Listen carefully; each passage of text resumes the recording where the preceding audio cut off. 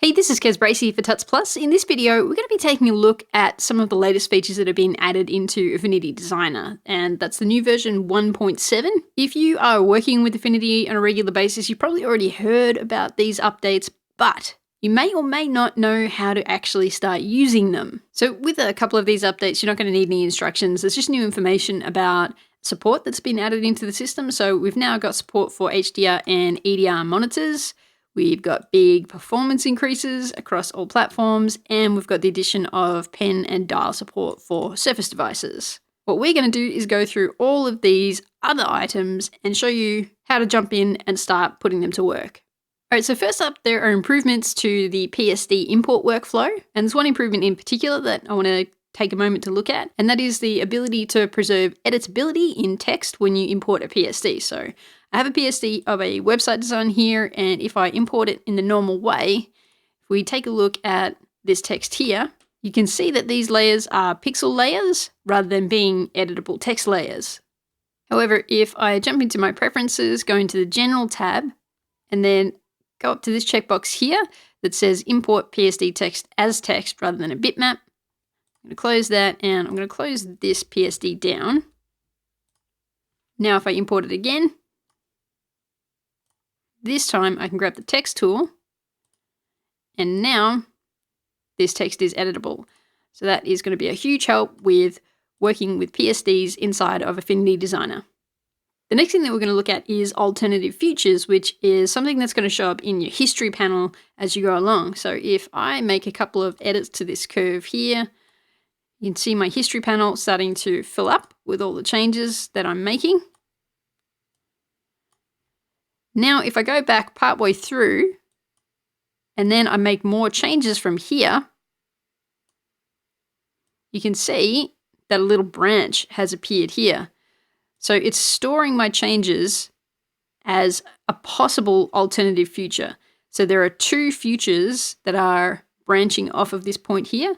So now if I switch between them, now we've got all of the changes that I made before going back and creating that branch, and I can switch back and forth in between these two alternative futures. And you can only have two alternative futures per branch. You can see that signified by the icon here with the two pathways coming off, but you can have multiple branches in a future sequence. So I'm just going to make a couple more changes here just to give us some more changes to work with in the history panel. Now if I go back here, about halfway through, I'm going to make a couple more changes. You can see that another branch has popped up in my history panel. And now if I go to this branch and toggle, I have the ability to toggle between these two alternative futures. But if I go back here and toggle, you'll see that second future with the extra branch in it disappears. So you can only have two futures per branch, but you can have multiple branches in a sequence of history changes. You can now add multiple strokes and fills to a single shape in Affinity Designer. This is a feature that's been present in other applications for a while, so it's really welcome to have it come into Affinity Designer too. And the way that you access multiple strokes and fills is through the Appearance panel, and then you'll be able to view your fills and your strokes here. So I'm just going to dock that up here, and I'm going to make some changes to this background layer on my image here. So to add a new fill, you just go up to here and you hit the Add Fill button. From here, you can click the little circle to give yourself access to a bunch of different fill styles and colors. So you've got your swatch panel, flat colors, and gradients. So I'm going to just throw this one on here, and then you can change the blending mode by clicking this area here. So we're going to change this to multiply because that looks pretty cool. And these multiple fills and strokes work kind of like layers where you can toggle them on and off. Let's go ahead and see how the stroke system works as well. I'm going to do that on the letter A here. We already have one stroke up here, but it has nothing in it. So we can click on here to choose a color. Let's just go with, I'm just going to sample a blue from here. And I'm going to change the stroke width to about 3. I'm going to set it to multiply. And I also want to reduce the opacity, so I'll do that under here again, and I'll just drag the opacity slider down to about here. So there's our first stroke around the outside here. Now I can add an additional stroke. You can make all the changes that you want to your strokes and your fills by hitting these buttons up here, but you can also change your strokes up the top here. So let's say, for example, we want to grab this gradient and set it to be quite wide. And then I'm going to put that stroke on the outside so it creates kind of a glow around the outside of our letter. So we'll go with this darker gradient. Then I'm going to set the overlay mode to linear burn. So now you can see how the two different strokes are overlaying on top of one another and creating a kind of combined style there. And the same thing with the fills in the background. So that is how you create multiple fills and strokes in Affinity Designer 1.7. All right, the next thing that we're going to look at is how you can use arrowheads, which have been added into this version as well. So I'm just going to grab the pen tool and draw out a quick line. And now to add an arrowhead, you're going to want the stroke panel. Inside the stroke panel, down here is your arrows section. So if I want to add an arrow to the end of my line here, then all I need to do is open this drop-down list under end and then just select an arrowhead. The size of the arrowhead is relative to the width of the line. So I can change how large it is by modifying the size of the arrowhead as a percentage value. So I can drag this up here to increase the size of the arrowhead. But then at the same time, if I now increase the width of the line, then the arrow is going to change along with it. So when you're using an arrowhead, you probably want to get your line width about where you want it and then add in your arrowhead and then size it according to whatever you need it to be for your design. Now over here you have a toggle that allows you to position the arrowhead either inside the line as we have right now, or if you hit this button here, it will move it to be positioned on the end of the line. And then I'm just going to add an arrowhead to the other end of the line too as well, so that I can show you how if you hit this button, then you swap the end that those arrowheads are on. So it's an easy way to change the direction that your arrow is pointing. And once you have that arrow set up and in your currently active system, if you draw out a new line here, then the arrow setup is all going to be there and ready to go. The same thing is true if you use the pencil tool from here. Then you can draw out a line and have the arrowhead position itself as you're drawing out the line. The next thing that we're going to see how to use is sculpting mode with the vector pencil tool. So that's this one here in vector mode. So normally with sculpting off, if I draw, let's say 2 lines, it's my first line, then there's the end of my line. I'm going to start right here on the end of the line and keep drawing a second line.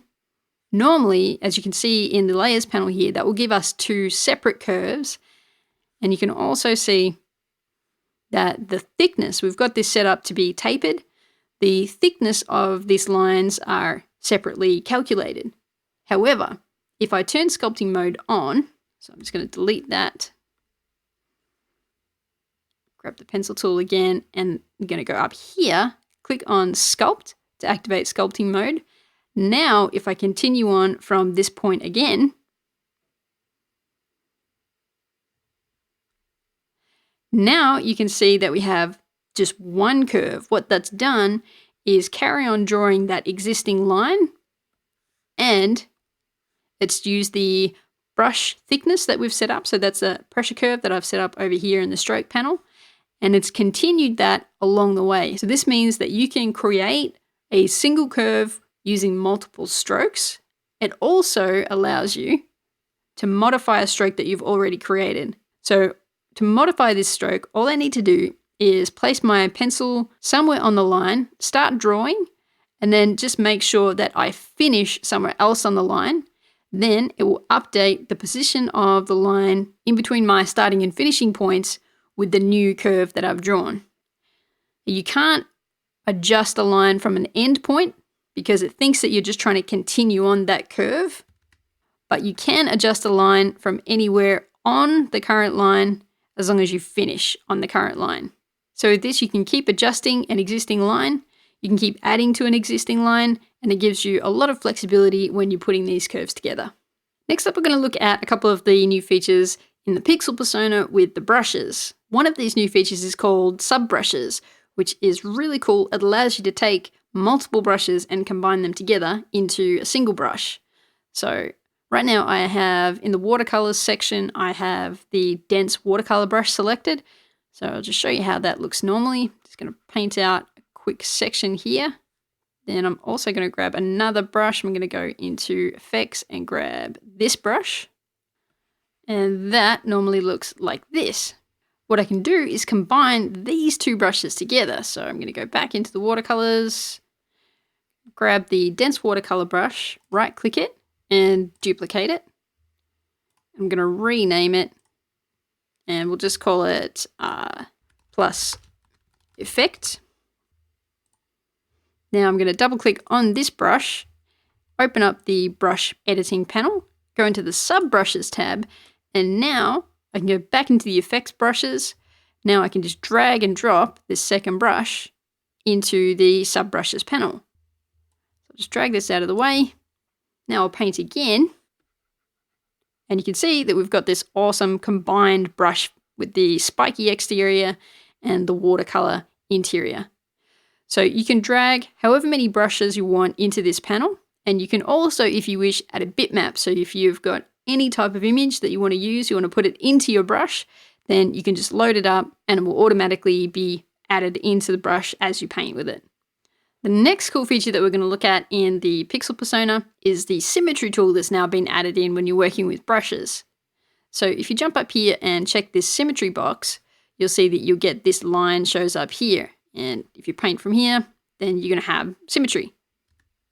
You can also increase the number of symmetrical lines that you're working with. This can go up to 32 splits. So I'm just going to put that up to 4 just to show you how it works. And then I'm also going to check this lock button so that I don't have to worry about accidentally moving these lines while I'm painting. And from there, you can start creating your symmetrical drawings. All right, so we've looked at how you can use some of the new features that help you with creating objects. Now let's see how we can use some of the tools that help you edit existing objects. The first one is going to be the new transform mode that you have in the node tool. So this is the node tool here.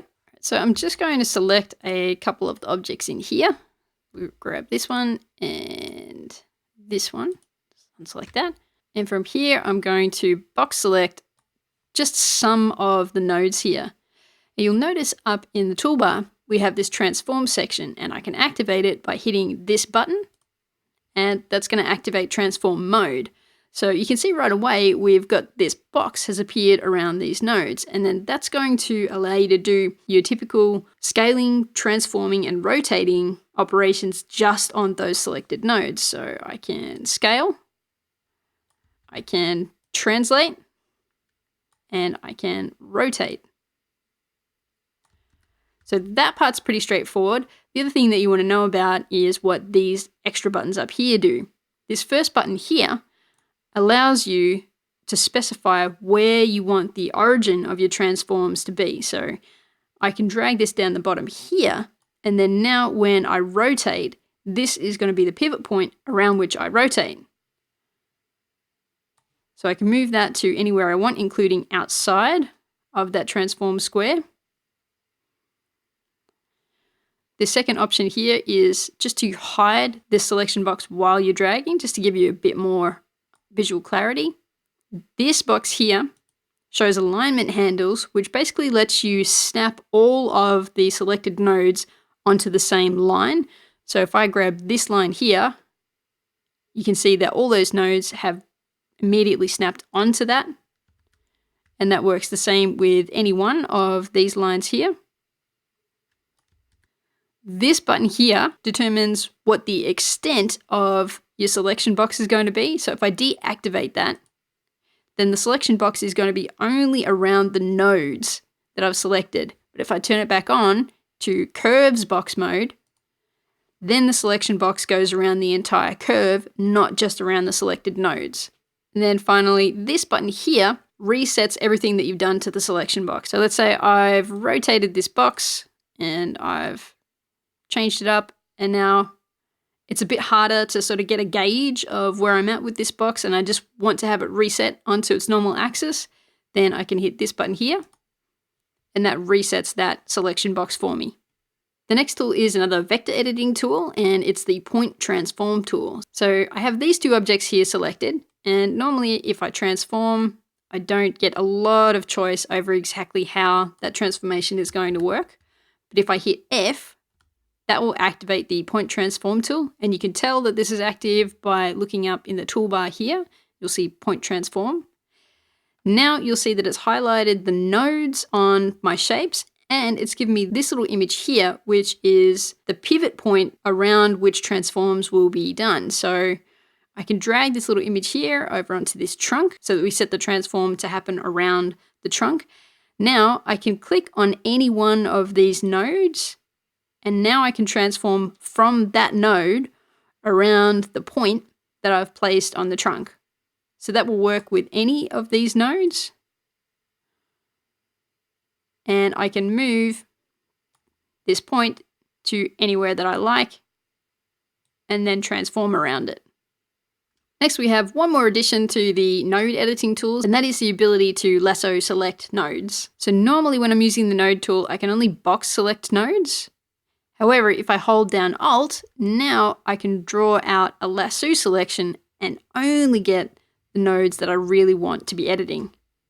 Next up, we're going to look at the new columns and isometric tools that have been added in. So we've got a website mockup here, and if we turn on the guides, we can see this has been created using a 12-column layout. But we don't need to use guides to create this type of a system in Affinity Designer anymore. Instead, we can go up to View, open up the Guides Manager, and in here, you'll see that we've got this new column guides section. So I'm going to quickly set up that same 12-column layout.